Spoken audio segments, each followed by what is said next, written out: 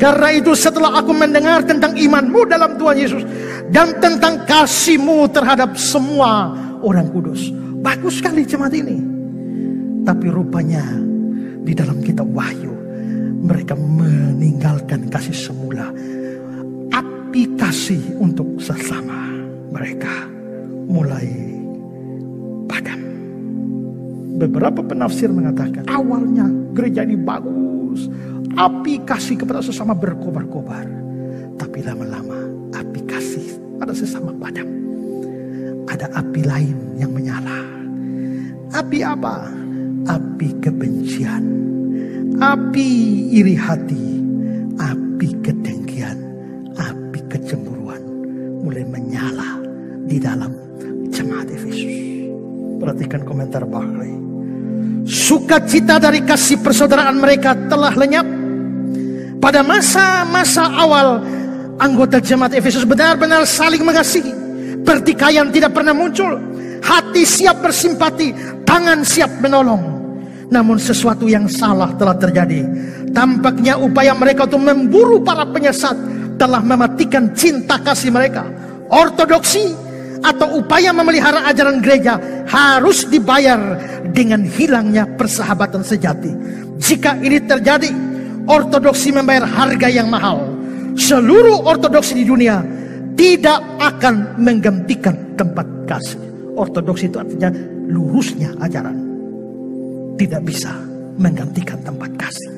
Maka awalnya mereka saling mengasihi, saling menopang, saling simpati, saling tolong. Tapi belakangan kasih itu menjadi hilang, sehingga bahkan bisa timbul saling benci, saling dengki, saling iri hati. Di tengah-tengah gereja itu mereka telah kehilangan kasih yang semula. Saya tahu sejak 12 tahun yang lalu bagaimana kita memulai semua gereja ini dengan segala keringat air mata menetes. Tidak ada dengki, tidak ada kebencian, tidak ada iri hati. Semua bergandengan tangan dengan satu tujuan. Tapi tanya, masihkah ada kasih seperti itu? Ataukah kita sudah saling membenci satu sama lain, apalagi menolong? Kita sudah saling iri hati satu sama lain, melihat yang lain sebagai saingan yang perlu disingkirkan, melihat yang lain sebagai musuh daripada sebagai saudara. Saya khawatir bahwa api kasih yang pernah menyala di hati kita seorang terhadap yang lain padam, dan muncul api kebencian, kedengkian seorang terhadap yang lain.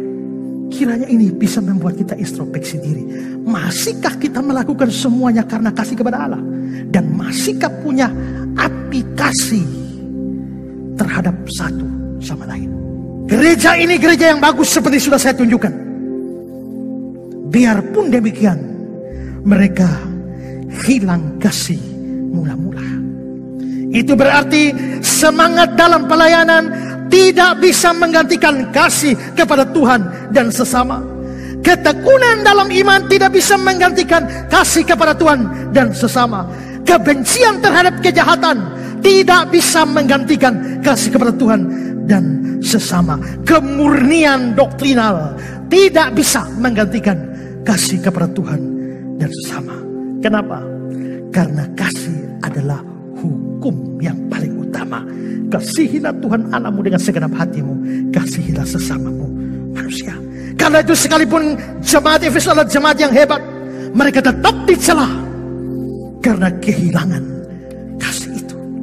Dan berita ini datang kepada kita supaya kita menyadari kasih jauh lebih penting dari semua kebencian terhadap kejahatan, kemurnian doktrinal, semangat di dalam pelayanan, atau semua hal bagus lainnya. 1 Korintus 13 ayat 1-3. Sekalipun aku dapat berkata-kata dalam semua bahasa manusia dan bahasa malaikat, tapi jika aku tidak punya kasih, aku sama dengan gong yang berkumandang dan canang yang gemerincing. Sekalipun aku mempunyai karunia untuk bernubuat Aku mengetahui segala rahasia, memiliki seluruh pengetahuan, sekalipun aku memiliki iman yang sempurna untuk memindahkan gunung. Tetapi jika aku tidak punya kasih, aku sama sekali tidak berguna. Sekalipun aku bagi-bagikan segala sesuatu yang ada padaku, bahkan menyerahkan tubuhku untuk dibakar, tetapi jika aku tidak mempunyai kasih, sedikit pun tidak ada faedahnya bagiku. Maka renungkanlah, kalau yang mulai kehilangan kasih, kembali kobarkan kasih kepada Allah. Kalau ada api lain yang sudah muncul di hatimu terhadap sesama, kebencian, iri, dengki, kejengkelan, matikanlah dan biarlah api kasih terus berkobar-kobar di hati kita.